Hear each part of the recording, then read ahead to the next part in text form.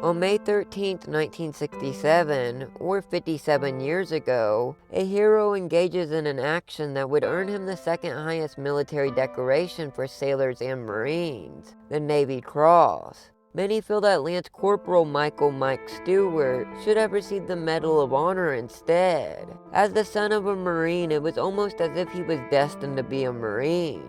Mike had long been determined to follow in his father Melvin Stewart's steps, and that die was cast early. Little Mike was actually born mere weeks after his father graduated from Yale, which made him the first baby of the 1948 class, or aka the class baby. He would actually throw out the opening pitch at a Yale reunion when he was just 4 years old. But Mike had big dreams. He wanted to be a Marine. He even attempted to join while he was still underage. Mike's sister Maggie would recall, "We were sitting at the picnic table in the backyard when two Marines on either side of Mike were coming up the driveway. They were returning him because he lied about his age."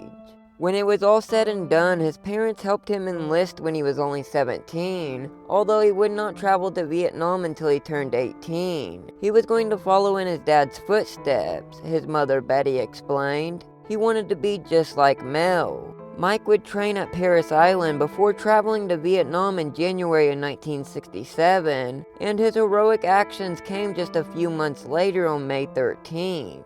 His last letter home foreshadowed what was to come. It read, "It's going to be a bad one, and I can see the casualty list now. We're badly depleted, we're very tired, and it's going to be terrible."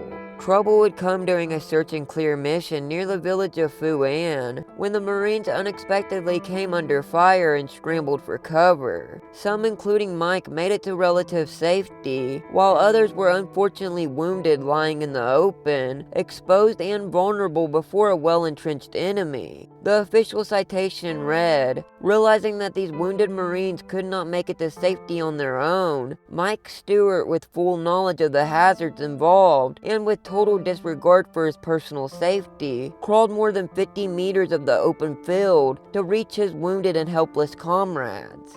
The first man Mike found had been shot in the face, but Mike continued on, returning him for medical help.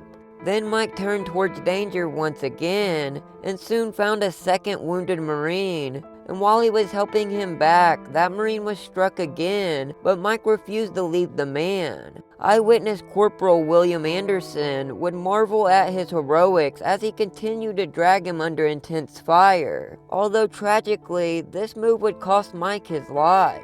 The day Mike was killed happened to be the day before Mother's Day, and believe it or not, being the dedicated son he was, had somehow arranged in advance for a bouquet of roses to be delivered to his mom. She would receive the roses just before receiving news of her son's fate. In a show of respect, Mike's body was brought home unusually fast, because Yale University alum George H.W. Bush, who happened to be from the class of 1948, intervened to help. His eulogy would read, "Michael Edward Stewart was a believer. He believed in his family, he believed in his country, and he believed in duty and honor. Thousands of miles away from home in the jungles of Vietnam, Michael gave his life for those beliefs. Rest in peace, Michael Stewart." But make sure to let me know what you guys think in the comments. Thanks for watching.